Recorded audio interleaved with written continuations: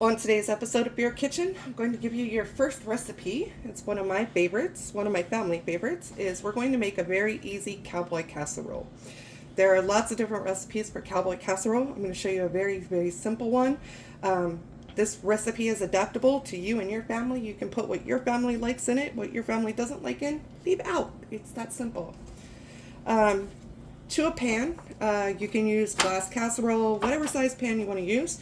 But to a pan, we're going to add 1 packet of Bob Evans instant mashed potatoes. They're already pre-cooked. They only need to be heated in the microwave.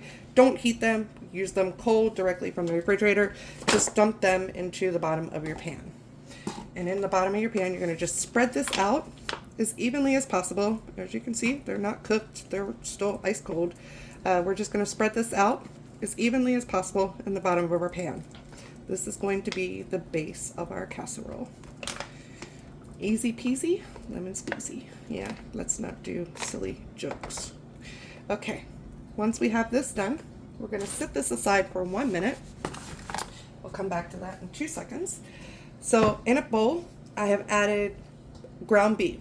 Now, usually this recipe, if you're making 1 casserole, this recipe calls for 1 pound of ground beef. I'm actually making a double recipe today, so I have 2 pounds of ground seasoned beef in my pan.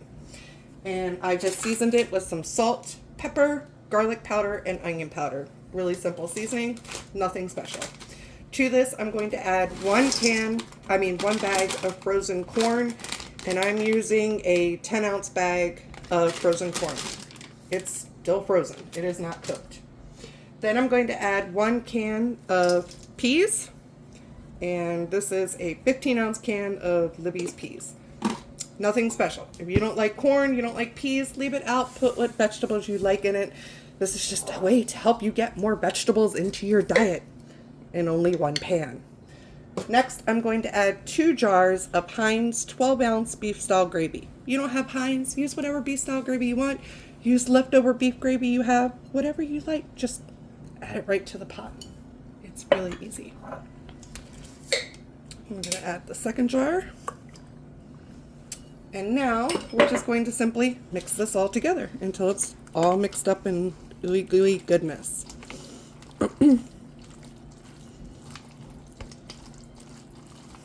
It doesn't look pretty, but I guarantee you it tastes really, really good. Now that we have this all mixed up, and I'm going to be as gentle as possible because we have peas in there, and I don't want mush peas, I want whole peas in my casserole. Next, I actually have 2 pans of my mashed potatoes already prepared, and I'm going to pour half of the mixture into 1 pan, and I'm pour half the mixture into the other. I'm not getting another utensil out. I still have just my bowl and my spatula, and I'm just going to pretty much separate it in what looks like half to one side and half to the other, and I'm just going to pour it in. And we're going to do it quickly because the other side's going to fall. Okay, and then we're going to pour the other half into my other casserole dish. And we're going to scrape out everything out of the bottom of our bowl. That's why we use a rubber scraper or a spatula, so we get everything and we don't lose anything. And then we're just going to spread this around. Really easy.